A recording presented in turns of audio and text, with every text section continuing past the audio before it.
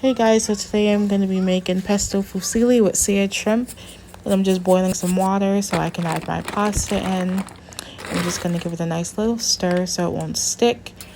And to some clean shrimp, you're going to just season with salt and pepper because the pesto has its own seasoning.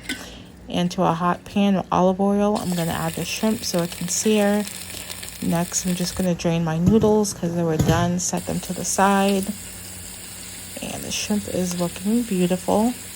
Once the shrimp is done, to the same pan, you're going to add about a tablespoon of minced garlic. Then I'm going to add the pesto sauce. I did not make my own. This is a quick and easy recipe. I just bought some from Walmart. And I'm just sauteing the pesto, garlic, and olive oil so the aromas can come out so it can warm up. And after that, I'm going to add the shrimp and the pasta. And I'm just going to give it a mix. And at this point, you can add some pasta water if you wanted, but I didn't want my sauce too saucy, so I did not add any water. And after it's done, I just sprinkled some Parmesan on top, just for a little bit more flavor and cheesiness.